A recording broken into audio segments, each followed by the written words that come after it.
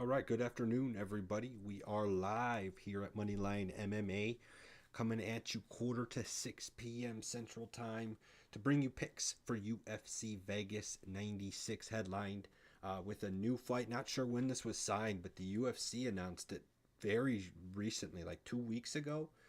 So if these guys put pen to paper to sign for this fight 2 weeks ago. This is technically short notice for both of them.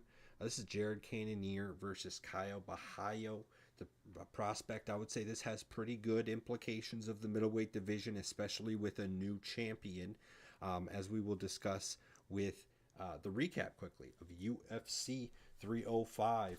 Overall, rough night for me here, and an okay night for Jose, but a rough night for me in just that everything didn't end up going my way for my weights, man. Like Mateusz Gamrot was our dual lock of the week, and he kind of did what we were expecting, but like it just makes me question. Like one thing I wanted to ask you, Jose, is with the whole. And now I understand it wasn't just because of this, but the UFC just let the prospect go, Mokayev, and I understand that it was a lot of behind the scenes attitude stuff, but he had claimed that they told him he wrestles too much. They told him it's boring. We need you to be a little bit more, exciting. And Dana White was asked about it in a press conference, and he's like, the matchmakers don't like him. They could have said something to him. Blah blah blah. Well, they could have. That's interesting, because if the UFC, anyone who works for the UFC, that is going out to fighters telling them this or that about how they should fight, that's borderline like, you know, how do you say, like, meddling with the outcomes is what I'm kind of trying to get at, right? That's just interesting, man. And um, I've heard that other fighters have said the same thing with wrestling kind of styles, that they were told, or at the very least hinted towards, stop wrestling, don't wrestle so much. So it's like, I'm curious what you think about, first of all, that being a possibility and a truth. And second of all, would that have changed Gamrot's? Would they have said something like that to Gamrot? Because he's a very heavy wrestler. It's the only reason he beat Sarukian. And he didn't even barely attempt a takedown in the first round. He boxed a lot more, and to give him credit, he was good. But, like, what do you think? Like, did that play into his game plan, maybe? Yeah, I hear what you're saying, and I think like I had like Kobe Covington's another fighter I can think of who said he was about to be cut, and like unless he changed something because his style was boring, and back that's when he wrestled more. And I don't really believe too much into it, and maybe some people there is a guy back there that has maybe said it, but like maybe once or twice, and I'll more probably piggyback off of it because Khabib, for example, he was for the longest time before he even made it in the top five. Everyone just knew how superior his wrestling was to his striking, and that's the only way he really fought was just smash you, take you down, and smash. And they pushed him all the way to the top. Like he did take a long time. Like he did, like he probably should have fought for the belt earlier than what he did, but eventually he did, and they made him into a big superstar. So it depends how you market yourself because one's being marketed like this heavily wrestling style as like a smashing machine and is terrifying, and they market him that way, and then they market other fighters that do the same way. I feel like as a boring fighter, and so I think it does kind of get into their head a bit. Like I think Gamrot should have definitely just stick to his game plan and been a smashing machine. Because then how that looks bad on the UFC. Like if they want to be have the best fighters in the world, and then they're gonna keep releasing these dominant fighters. Like, do you want the best fighters in the world, or do you just want the most flashy and exciting fighters? And then you can like look at Izzy Adesanya as well. Like, he's a flashy fighter, but at the end of the day, he still lost, and he got grappled at the end and got submitted. So, to some degree, like I don't know, like I think every fighter should just do what they're truly dominant and good at, and whether it's wrestling or stand up. But in this one, I don't know. Like I just think Dan Hooker was the better striker on the feet, which we did know that coming in. But maybe he did just fall into it because as the fight goes on, a lot of wrestlers too, they do start to wrestle significantly less, especially when they start getting to the top five. I've noticed that they always start wrestling less, and it's because they want to. part of it does come with their game, like their evolution of just trying to be more well-rounded.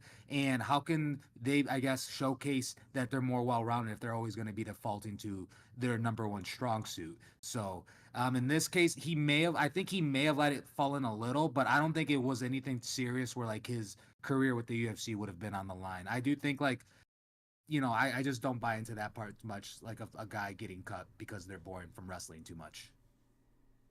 I do tend to agree with you, man. I think it's one of those things like uh dude, who Jackie Chan or whoever who would say it. I'm more afraid of the man who's mastered what done a kick 1,000 times than a guy who's done 1,000 kicks once. You know what I'm saying? So it's like, to your point of just do what you're good at, right? And you'll be successful. I totally agree with that, and I definitely doubt the UFC would really get in the way too much unless it's unless it's really. Uh, Sometimes you feel like it would impede on their ability, like with the Colby example. That's interesting because he became like, he is a good wrestler and it is a great tool in his tool belt. So it's like maybe he was like hinted at doing it by a UFC staff, but it actually ended up working. Like, it's something that seemed to be a positive for his career in general, for the most part at least. So it's just interesting conversation. But in general, I'd agree. I don't think Gamrot, specifically for the second part of that question, changed his game plan at all. I think he definitely showed an improvement in boxing, and I was impressed with his ability to stand with Hooker. And part of the reason I think he stopped trying as many takedown attempts too is Dan Hooker was sinking in a guillotine almost like every other time he would get a takedown. Dan Hooker would be on his neck, and I think stuff like that like makes you nervous. Like, it would make me nervous, man. Even if I'm taking a guy down, but he's threatening a guillotine every time, like Dustin Poirier style, like, I'll be a little bit worried at least, in case next time I can't get out of it. And to Dan Hooker's credit, he played a great scramble game and did not allow Gamrot to hold him down like he's been able to most of his opponents. So all credit to Dan Hooker there. Feels like with hindsight, it just feels 2020. That's all I gotta say. Of course, Izzy is a double four-weight for us last week. Also takes the loss. Main comment I'll have on that is it just didn't look like the Izzy that we like. You expect him to come off the time off, and don't get me wrong, he looked good. I'm not saying he didn't, but you expect him to come off time off, better rest, better physicality, and look like he did against Pereira in their second fight, at least UFC wise. Right, their second UFC, right, where Izzy knocks out Pereira. You expect to see something like that, Izzy style, but he wasn't like in that situation when he knocked out Pereira. He was like against the fence, boom, boom, boom. He was kind of going with the punches, boom, counter, right? And Izzy in this situation against DDP, like, I was seeing replays on Twitter, it was like when DDP was rushing in to do some power swings, like Izzy was like running and like dodging, but doing no countering at all. No countering at all. Like, Izzy was just like moving out of the way and like resetting back to neutral. And like, that's fine, but it just, I don't know. It's not at the same time. It's not fine to do over and over and over again. It just kind of shows Dricus that he doesn't have too much of a concern to come in and swing big if he's not getting countered. So that's where I thought Izzy's biggest downfall was, just not countering as much as he should. Either because Dricus lands hard and he was genuinely worried about getting smacked and knocked out in one punch, or he was distracted about something else, whether it be wrestling, takedown defense, or something else. Just disappointing there from Izzy. But otherwise, Jose finishes out his weights with some wins there. He beats me in the 1-versus-1 against Rosenstrike and Tuivasa. Ty was not doing any shoeies. He was pretty disappointed walking out of that ring. Some judge got fired during the card because of how bad his card was. He put 30-27 Ty Tuivasa, and I was like wondering what drugs he was on while watching that. And so was the UFC, so they fired him. Sorry, I shouldn't say the UFC, because the UFC has no control over the fighting, the ref commission. It's the commission. The freaking commission of Australia said this guy's fired. And removed him, or at least removed him from duty. So I don't know if that means he's permanently fired, but he was relieved of his duties for that night at least. After somehow seeing everything differently than everybody else. Last comment I want to make, Carlos Prates. What a pick, Jose, coming in. I did not have a pick on that fight, but Prates looked like a stud, man. And I just want to make this point because Li Jingliang, one of the reasons I did left this fight off my card is because I was like, yeah, Pradas is good and all, but Li Jingliang is the kind of guy that is tough. He's not going to give up. He's not going to get knocked out, blah, blah, blah. And yeah, for the first like round and a half, that stood strong. But boy, oh boy, Pratas became the first person to finish Li Jingliang on the feet. That was impressive. Li Jingliang was unconscious for almost a whole minute. It was crazy. So all I gotta say is, first of all, props to Prates. He's a stud, and we need to watch him in his next fight. And second of all, whenever a fighter has never had something happen to them, we can't just act like that's the gospel. Such and so has never been knocked out. So and so has never been finished. In the way I see You know it what too I is mean? like the longer they've done it, like gone without being, it's like what is it? It's like the bigger they are, the harder they fall. Like True. everyone, like Tony Ferguson had a great chin, and then once he gets knocked out, like gets brutally KO'd. Conor McGregor when he first got KO'd, like True. everyone just takes like once like they're good for so long, and then next thing you know, Gregor Gillespie. What happened to him? Like Kevin Lee knocked him out so bad. He was an undefeated prospect, and that's a different story. Yeah. Um, but Price is the real deal. I remember like he was really on our radar when he finished Charlie Radtke in the first round with the body Yes. shot, Buffalo and from Chill. then, Yeah. and then that was when it was like, oh man, like look out for this guy. True. So. And then him, and it was just I think John Anik said something like as he was saying like Zhiliang has never been knocked out before and immediately just gets knocked out right there. So I think it was almost like a like a jinx moment. The So announcer's jinx. Yeah, it's like a commentator in the NFL saying such and such kicker has not missed a field goal, and then the kicker misses the field goal. That's just right how it away, has to yeah, work. yeah. So, but right, yeah, that pretty happy with that pick how it turned out. But yeah, Zhiliang, yeah, that was a tough knockout. Yeah, he was down for a while. So, yeah, without further ado, we're going to move into the main card. Just had to get that quick recap. You know, it is a pay per view event, so we should probably have some more points on it. To be honest, we barely didn't even mention much about the co main event, even with Steve Urseg. I almost mixed their names together. Steve Urseg and Kai Kara France. That's another one I thought Steve Urseg was going to beat it out, and Kai Kara France just find his spot, lands the strength. And to be honest, man, it makes me sad because I was on Kara France as an underdog on this show years ago before he got his belt chance. And it's looking like he'll get another one now. And I wasn't there to bet on him when he was a dog again. So we'll see. He'll probably be a dog if he does get a belt shot. But hey, Pantosia's beatable. All I got to say about that. Um, Moving on though to the main event for tonight, we're talking UFC Vegas 96. We're gonna bring you guys 5 picks from each of us. There are currently 11 fights scheduled for this card, starting at 6 p.m. Central Time on Saturday afternoon. So normal card start time because it will be at the UFC Apex, of course. Jose and I have 5 individual picks. We're weighing them in order of confidence, in which the 5 weight is most confident, the 1 weight is least confident. We're going to start with my 5 weight. We start with our most confident picks first, and then we move down in order, just obviously noting if we have any fighters that agree or disagree. So that being said, my 5 weight, my most confident pick of Saturday afternoon, will bring us actually to the main event. I'm going to do it. This is the first show in a while. You know, anyone who's been watching the past couple weeks is aware that I had a pretty impressive 12 fight streak with my 5 weight, and that just concluded last week with Gamrot losing. So we're starting fresh. Jose is also joining me in starting fresh since we both had the agreed 5 weight.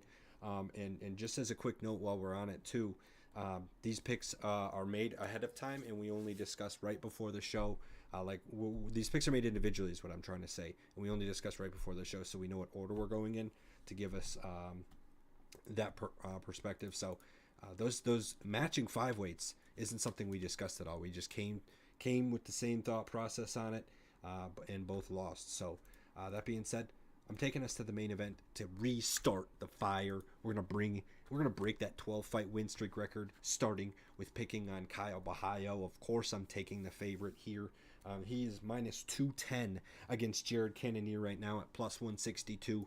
Look, Jared Cannonier is a beast, and I came into this really thinking like, how many ways can I pick Jared Cannonier here, because I knew he was going to be the dog, and he's got more experience. He's the one that's fought for the belt, excuse me, in the past. So it's like, to me, this is the biggest step up for Borralho in a while.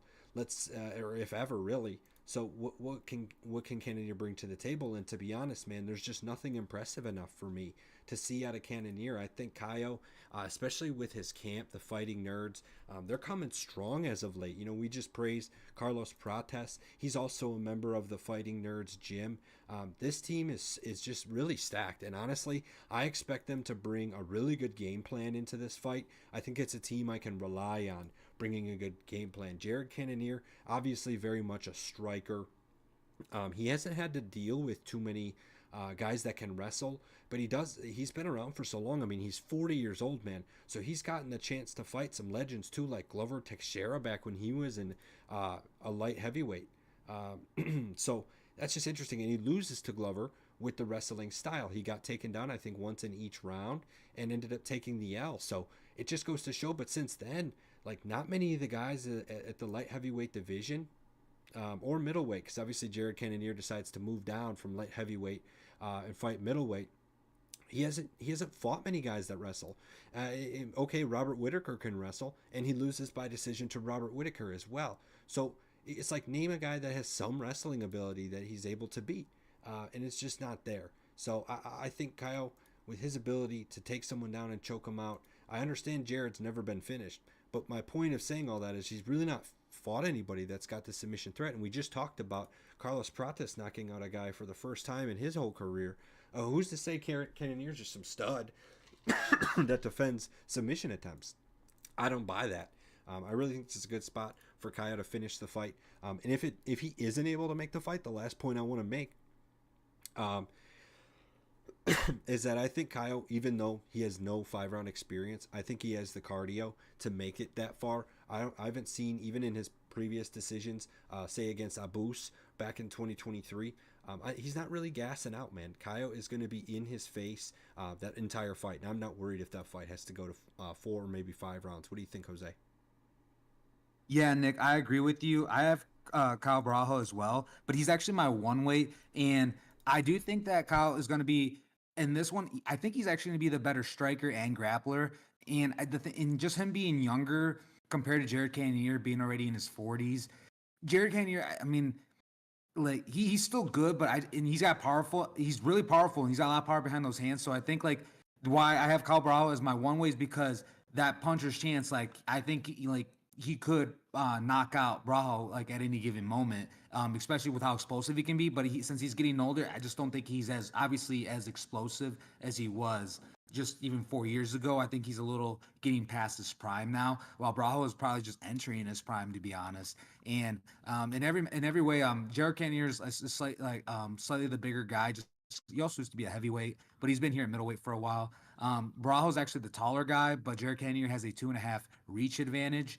And when it comes to this striking, Jared Cannonier, he lands a high volume of strikes for how big he is. He lands 4.62 significant strikes per minute, but he does absorb 4.19 per minute. So I think that's why I think on this one, Borralho I think is going to get the better end of the exchanges. Just he hasn't been in the UFC as long, but I think Jared Cannonier gets tagged up so much. I can see Borralho looking better on the feet and taking eventually Jared Cannonier down and possibly being the first guy to submit him, if not ground and pound him. But I think I don't know how this fight will go, but regardless, I think the story will be that Borralho is definitely going at some point take down Cannonier, hold him down, and ground and pound him to eventually submit him. But that's the way I think it is. But if that doesn't go down, then I definitely see Jared Cannonier either winning this by unanimous decision or most likely probably putting out Borralho himself. So that being said, yeah, I have Kyle Borralho, but he's my one weight. Man, and I was sitting here thinking, like, Jared Cannonier's a good decision fighter. Like, he's a good points fighter. He has some power, but at this point in his career, I think he's also just got the ability to kind of eke out rounds and get decision wins. And then I look, he's got 5 decision wins and 4 decision losses, man. He's 10-7 in the UFC. I understand this is against the top end of the competition. He's lost to Izzy, Robert Whitaker, Dominic Reyes, Jan Blachowicz, Imavov, right? These are all studs and guys that you should not be disappointed about losing to. But that's just how it is. If Kyle Borralho is going to be at the level with these guys that we think he could be, as he's a big time prospect. He's just entering his prime, like Jose was saying. He's been finishing most of his opponents as well. He went to decision with. I guess I shouldn't say that like he's finished everybody. It seems to be about half and half finish or decision for Kyle. But in that case, he can also play the decision points game if that's what Cannonier wants to do. So I think you make some good points. Kyle's honestly probably got the better striking as well, and there's just nothing here that makes me excited about Cannonier. Even with plus money, man, I think Kyle's just the way to go. So that's definitely an agreement here. But that's Jose's one weight and my five weight, six combined weights there. So we will move forward with the show and see if there are any better locks of the week with more total points between them both. But we'll move on to Jose's five weight. Yeah, so for my five weight, this is on the prelims, and this is the featherweight bout between Danny Silva and Dennis Bazukja. Right now, right now, Dennis Bazukja is the betting underdog at plus 200, while Danny Silva is the betting favorite at minus 265. This one, haven't these guys have Danny especially has not been in the UFC for long. He's right now he's 1-0 officially in the UFC, but he also has a win in Dana White's Contender Series. He looked dominant there, won unanimously over Angel Pacheco, but in most recently he's coming to a split decision win against Joshua Calabao. And Dennis Pajuska, he is coming off a TKO win over Karen Matthews, but he's 1-2 in the UFC right now, and he has fought for Dana White's Contender Series back in 2020. He lost via unanimous decision. He went on a tear, just racking up a lot of wins. He did get another win on Dana White's Contender Series, but did not against Claudio Romero, but did not get offered a contract right away. Fast forward, now he's in the UFC, and him being 2-1, I think like right now there's just not been enough to really see out of him that I feel like that's really impressed me. Even this TK over Connor Matthews, and he has a loss over Sean Woodson. And a loss to Sean Woodson. Danny Silva, being only 1 year older, does have a good amount of experience, not as much as Bazooka, but right now he's on a 3-fight tear, and mostly by decision, but one split and a first round TKO in the LFA. I think this one, I'm going with Danny Silva, Danny Puma. I think he's honestly going to get this it may be decision. Bazooka's only been KO'd once, and that was the TKO that happened most recently. So I think this one is going to be in Danny's going for a decision. And right now, how they match up physically is Danny Silva is the slightly taller. He's 5'11", while Dennis is 5'9", and Dennis only has a half reach advantage, so not much there. And right now these stats are kind of inflated, but it says Danny Silva has an 8.3. But Dennis Bazooka, his stats I think a little more accurate with the 4.16. I think it's going to be actually a close contested fight. But other than that, it says right here too that Dennis Silva, he's absorbed 9.47. So that's that I wouldn't really guess pay much attention to that. But that being said, I'm going with Danny Silva as my my strongest pick. Honestly, I probably should have moved him a little down because I think now I'm starting to think my four-way I like a little more. But I think Danny Silva is going to take the win on this one. And Nick, I don't. You did not talk about this fight, but do you have any thoughts? Yeah, so excuse me, I did not pick this for a weight. I do agree with Silva though. I mean, you made the point that Silva lost to Sean Woodson. I don't think Sean Woodson's inherently too bad of a loss, but he was overweight too. You imagine he didn't make weight. He's like half a pound over. Still lost the fight. That's tough, man. That's real tough. And that, and then getting knocked out, he comes back and gets his win. You know, I'm sure he worked extremely hard to come back and get that win to avoid the losing streak. But I just think, yeah, just taking a look at this, I would think Danny Silva gets the job done and puts Bazooka back into the training category. Yeah, so not much because these guys have not been in the UFC too long, so I actually do not have as much to say anymore about my five weight, but I definitely it was just one of my strongest picks I had, so I just felt like I definitely felt fine with Danny as my five weight. Sounds good. So then we'll move on to a four weight here, and for this will be on the main card. I'm not exactly sure where. Probably earlier in the card, but honestly, it should probably be the feature bout of the night if they do it right. We'll see if this would is it what it ends up being. But feature bout is the third to last fight of the night, but the fight before the co-main. This is going to be between Neil Magny and Michael Morales. I'm definitely not picking the underdog here as much as I respect Neil Magny. He's sitting currently at plus 480. And wow, man, Michael Morales at minus 770. It's going to be a hard fight here to find good betting angles for. But just strictly based on, picking based on weight and confidence here, Michael Morales should get the job done against Neil Magny. The one thing against it might be the fact that it's his biggest step up in competition. Michael Morales is currently 5-0 in the UFC, on top of guys like Trevin Giles, Adam Fugit, Max Griffin, and Jake Matthews. Those are all good, but you know what I mean? Like, no one really is like, Neil Magny level at least. So Neil Magny's been there and done that with just about everybody, and Neil Magny will beat you and prove you to be a fraud if you are a fraud. And that's what we're going to find out with Michael Morales. Clearly, the betting public heavily leans on Michael Morales here to win.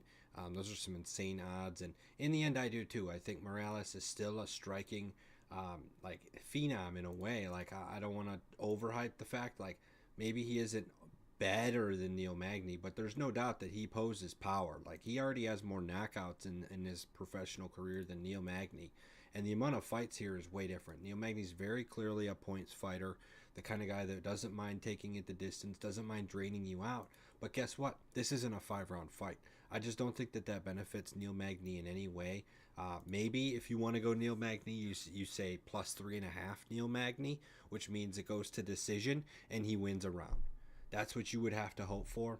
But that's still kind of betting on the judges too, which I just don't like to do nowadays. One of the judges could see it different. I mean, we literally just saw a judge say Tuivasa 30-27 last week. Like, I will never forget that. That's literally one of the craziest things I ever heard.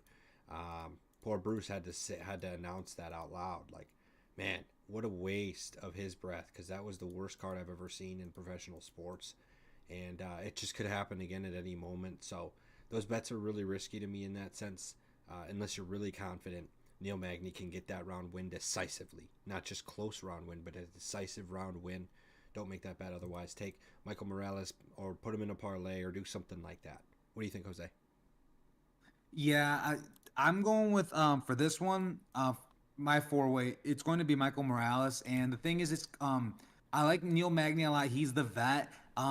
And it's just crazy. It's actually really crazy that he's a plus 480 underdog, because that's actually, a lot of great value in him being an underdog, because it can go two ways. It depends what Neil Magny shows up. And I've said this before. Neil Magny, he shows up and he's looks really good, and you look like, wow, like he's still killing it. He's making vet moves and just securing wins. And then there's times where he's just is like, whoa, like he's just getting outclassed and getting finished. And like that's how his record's been pretty late. Like when he shows up and winning, he's looking really good. TKO and Mike Malott in the third round, and then before that, just looking bad and losing unanimously to a younger Ian Gary. And then before that, he did get a split decision win over Philip Rowe, but before that, he also got submitted by Gilbert Burns. And before that, he had a submission over Daniel Rodriguez, and before that, lost submission shot. So as you see, he's like a very win loss, win loss, win loss type of guy, and he's never like any of these losses that he's had have just obviously he's been getting finished or just completely outclassed all the way to unanimous decision loss.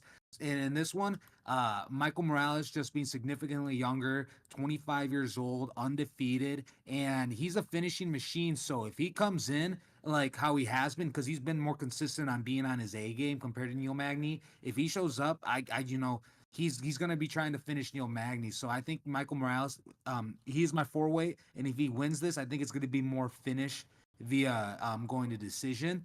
He's only been in decision 4 times, but Neil Magny is good enough. So if Neil Magny's still going to lose, Neil Magny can still make some vet moves and at least survive until the end of the 3 rounds.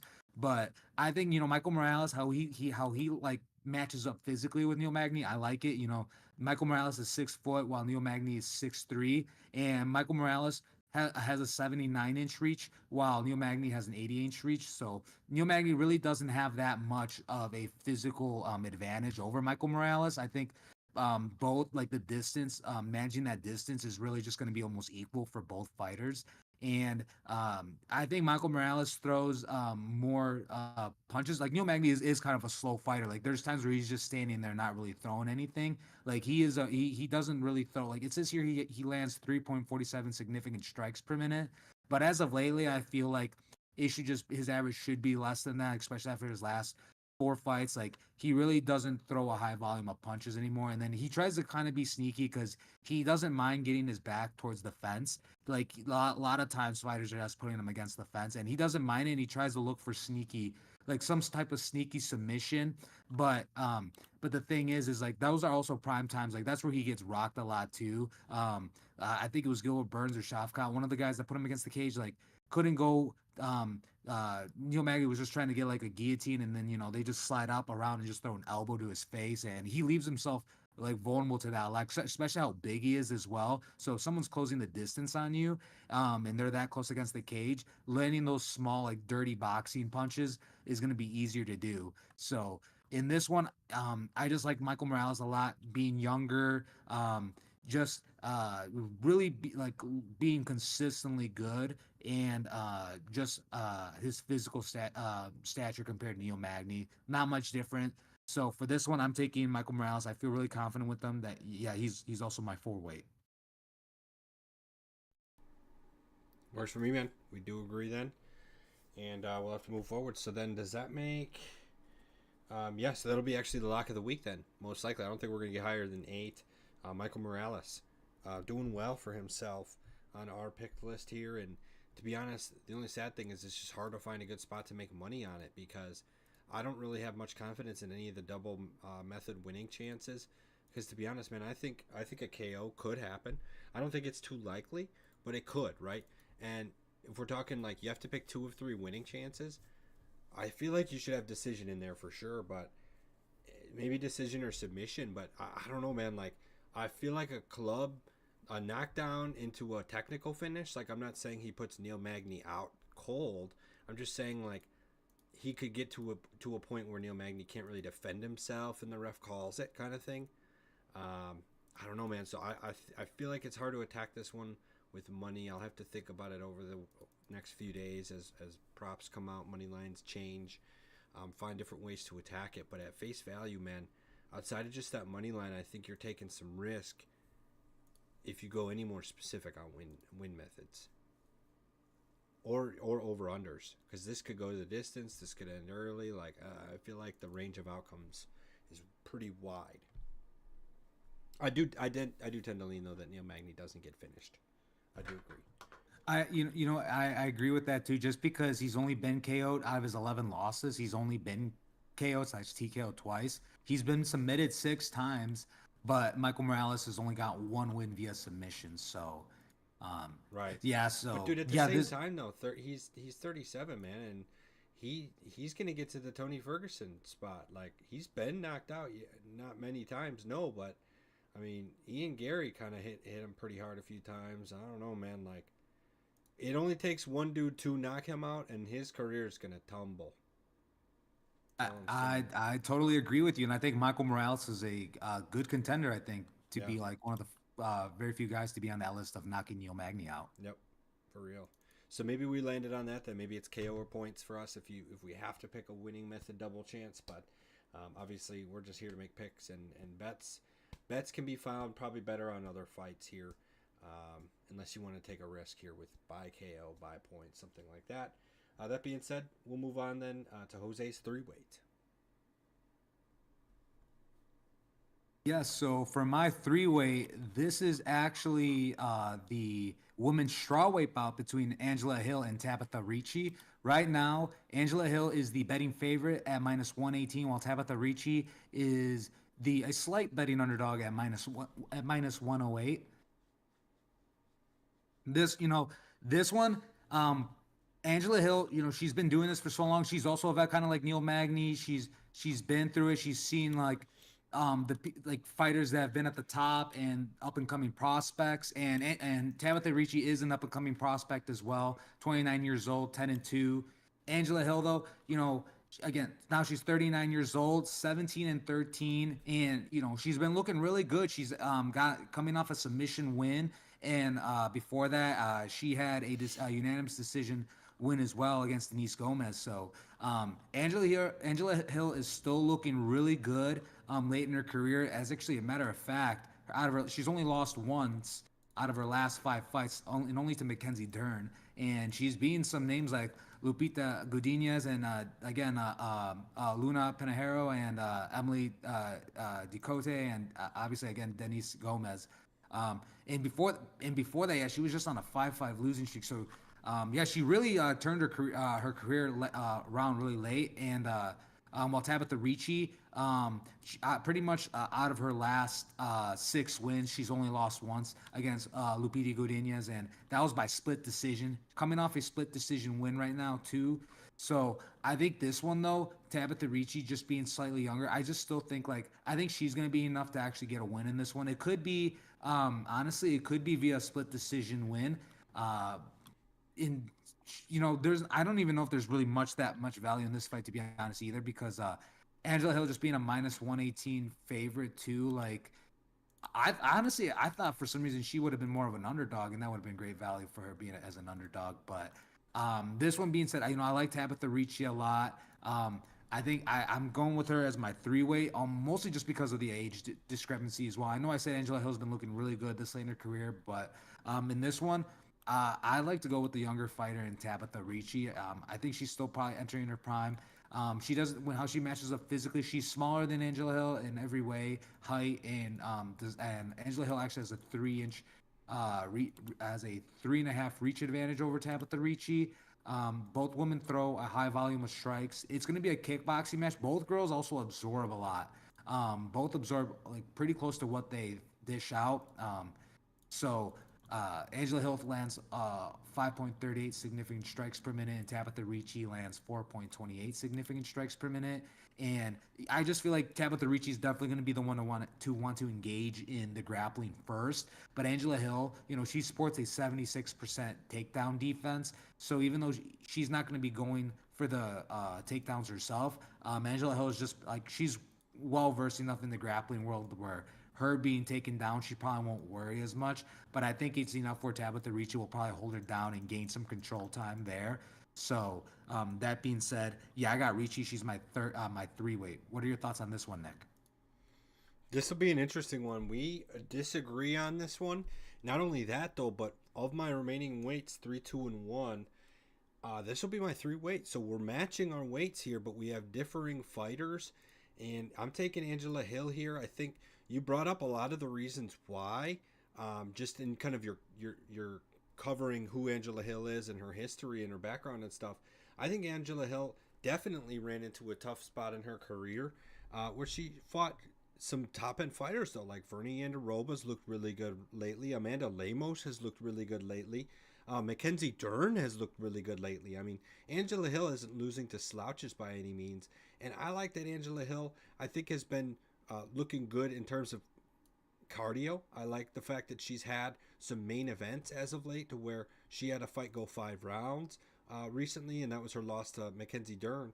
But I think Angela Hill shows the ability that even though she's getting older, she's going to be tough and stay in fights the entire time, from first minute to last minute. I also kind of disagree. Like Ricci is 1-1 in her last 2, and that win was a split decision win against Tisha Pennington. She debatably didn't win. So I don't know, man. Like, it's who you ask kind of thing. But Tabitha Ricci, in my opinion, is coming off 2 losses. I think Angela Hill still looks really strong despite her age. You mentioned the size difference too. That's a point for me, in my belief that Angela Hill gets the job done. She's slightly larger, and I just don't think Tabitha Ricci is going to be able to use any semblance of, jiu-jitsu takedown. Like maybe she tries to get in the wrestling scenario. Angela Hill has been submitted twice, but even against someone like Mackenzie Dern, who would be an otherwise huge submission threat, she loses by decision in that fight, and kind of kept that fight mostly on the feet. Mackenzie Dern did land 3 takedowns. So for a couple of those rounds, that fight wasn't on the feet. But in general, for most of that fight, Angela Hill kept it on the feet. She just needed to throw her hands more. And I think she feels comfortable to do that against Tabitha Ricci, who's going to be a smaller girl in the octagon. So that being said, 3-weight on Angela Hill. Yeah, I hear you. Yeah, no, I definitely hear you, Nick. And this one, yeah, maybe this one also would have made sense for me to move Ricci down, but down to my 2-1. Maybe I should have switched her and brought Kyle around. But that being said, no, I still, regardless, I'm going with Ricci. I just still think I think she's still kind of like similar earlier what we said, like with Kyle Borralho and Jared Cannonier. I think Ricci's going to be entering her prime, while Angela Hill, I mean, I think she probably is in her prime right now, but probably maybe also like soon to be leaving it. Just again, given her being 39, but again, she's showing that age really doesn't matter. So I think in this case, it may be the size and who implements their game plan more. But that being said, yeah, I'm gonna stick with Ricci as my 3-weight.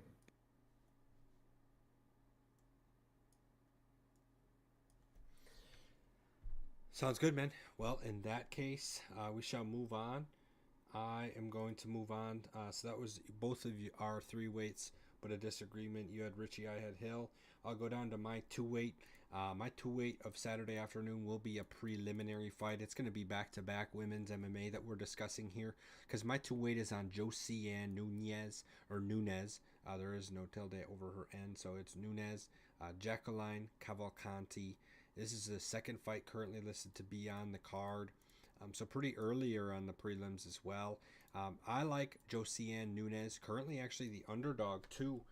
I'd have to double check what her current odds are here. Hold for 1 second. Nunez is plus 158. Jacqueline Cavalcanti is minus 205. So I'm taking the plus 158 dog here. I'm pretty pumped about the value there, mainly because of style here. So you can look at it, paper, face value, blah, blah, blah. Cavalcanti is 5'8" with a 70-inch reach. And Nunez, on the other hand, is 5'2" with a 67-inch reach. So you can be like, oh, 8-inch height discrepancy. This is crazy. 3-inch reach advantage. Oh my gosh. Oh my gosh. No, get out of here. Jacqueline Cavalcanti isn't going to utilize that whatsoever in her advantage. Jacqueline is going to stand there and try and play some sort of slow plotting counter game, and it's not going to work against Nunez. It just simply won't. She's going to come in. She's got 7 KO wins of her 10 professional wins. Nunez just comes in and just like a bat out of hell and just swings. And Nunez is going to do that against Cavalcanti. I'm going to go ahead and say that Nunez finishes this fight by KO. Put it on the books. Not only is she an underdog, she's going to come in here and knock her out. Borderline cold on the mat. So we shall see. But that's what I got for my 2-weight, Josiane Nunez. What do you think, Jose? Yeah, so for this one, I actually do not have a weight on this, but I do agree. I do like Josiane Nunez as a underdog. That being said, it's tough because Jacqueline Cavalcante, she's just been looking just like a killer, but not enough in the UFC. She's only been in the UFC. There's only the one fight in the UFC that she won unanimously. Great debut. Mind you, against somebody that Nunez also beat. Not to interrupt you, but no, yeah, which is actually her most recent, win too. Wow, yeah, but I do see that she took a year off from fighting, but not like it means anything. But just coming back, I'm sure she's just like true. Chelsea Chandler, she's kind of been on. I think I had Norma Dumont. Yeah, when she fought Norma Dumont, that's who I picked Norma, and then that's when Chelsea came on my radar. So. And Norma Dumont herself too. Not like MMA really matters, but since Norma Dumont's kind of been like on a tear, she's on a 5-fight winning streak right now. So losing to Chelsea Chandler is like, I don't even shy away from like it's like nothing bad, especially like where these girls are in their careers and in not being ranked either. So. That being said, yeah, I like Josiane Nunez as an underdog in this one as well, but I just do not have a weight in it. Sounds good, man. Well, in that case, mark it down. We got 2 more weights from you, I believe, or just no, one because Your one weight has already been covered, so it's just your two weight, and then my one weight remain. Yes, sir. So, yeah, this is the middleweight bout between Edmund Shabazian and Gerald Meerschaert. Right now, Edmund Shabazian, he is a big betting favorite at minus 340, while Gerald Meerschaert is the betting underdog at plus 250.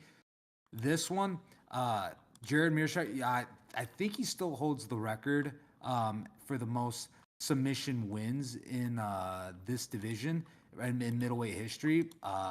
But in Edmund Shabazian just being an extreme, he's actually, even though he's mostly well known for being like a really good kickboxer, he does have he has shown that he can grapple. He just and wrestle. He just doesn't have enough wins like that on his resume.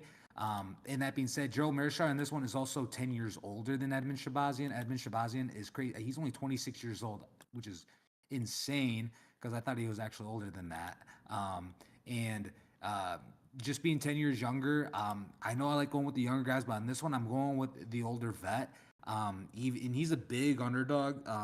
So I am going with the dog here. And I like Jerry Meerschaert. He's a vet. He's got a 2.5 inch reach advantage over Edmund Shabazian. And even though Edmund Shabazian is the better kickboxer, he absorbs a lot too, though. He lands 3.6 significant strikes per minute, but he's also absorbing 4.09 per minute, while Joe Meerschaert lands 3.18 and absorbs 3.37. So Edmund Shabazian is going to be really, I think, a little more flashier on the feet. But he is susceptible to getting clipped himself. And Jared Meerschaert, he's a little more reserved and picky when he throws his punches, and it can be detrimental to him, kind of like when Kamzat just knocked him out. Edmund Shabazian can just, if he finds his chin, he can knock out Gerald Meerschaert before Gerald even throws a shot. But in this one, I think what Meerschaert is going to do is, which a lot of fighters have done against Edmund Shabazian, is similar to like what I said with Neil Magny as well. Put him against the cage. I think Meerschaert is going to just do what he does best, and is just try to put Edmund against the cage, and eventually just try to break him down and try to find sink in a submission, either on the feet or on the ground. Is ultimately the way I see it. Like it's if Gerald Meerschaert's this big of a favorite, like I'm happy to take him, and I'm happy even to say that he may even win via submission. Edmund Shabazian's never been submitted, but I would still like if I'm ever gonna say Gerald Meerschaert's going to win, I cannot see it any other way other than being via submission. I mean, this guy's got 36 wins and 28 of them come via submission. So that being said, I'm taking Meerschaert as the underdog via submission and he's my two way. And again, he's my two way. I'm not as confident because like I said, Edmund Shabazian could make it an early night. He's coming off a first round KO against AJ Dobson, and it can be a first round KO for him too. Because again, like he's a faster starter than Joe Meerschaert is. Joe Meerschaert does take a little bit to warm up on the feet and start throwing a higher volume of punches. So if Edmund Shabazian comes in quick, he could probably make it an early night. But if Joe Meerschaert survives that, he's gonna implement his game plan and try to look for that submission at some point. What are your thoughts on this fight, Nick? This will be a last agreement for us. I also take the dog, Gerald Meerschaert, although with a little less confidence. He's at my one weight. I pretty much agree. I like you think he's going to pressure with a clinch, with a grappling game, and he really is, Gerald Meerschaert, that is, pretty much submission or bust. And in this case, I'm honestly thinking he's going to be able to get that submission. So he's a great underdog, so part of its value. I understand that Edmund is a big-time striker, big-time boxer, and before he took a couple of recent losses, was one of the bigger prospects, I might even argue. He was definitely, before he lost to Derek Brunson, right? So this is now talking like 4 years ago. But he was undefeated coming into the UFC, right? And he won his first UFC bouts, including Brad Tavares, and he was looking like an absolute stud back in the day. And then he takes 4 losses of his next 5 fights, beats AJ Dobson by knockout, and it's one of those things where it's like I almost like that he got that win out of his way, because I think Gerald Meerschaert has continued to improve. It's one of those things, Gerald Meerschaert, people just think he's garbage on the feet. Like, I don't think he's garbage on the feet. I think Gerald Meerschaert is average on the feet, right? He's going to get outboxed by a lot of guys, but he's not bad. I think he's actually shown to be better.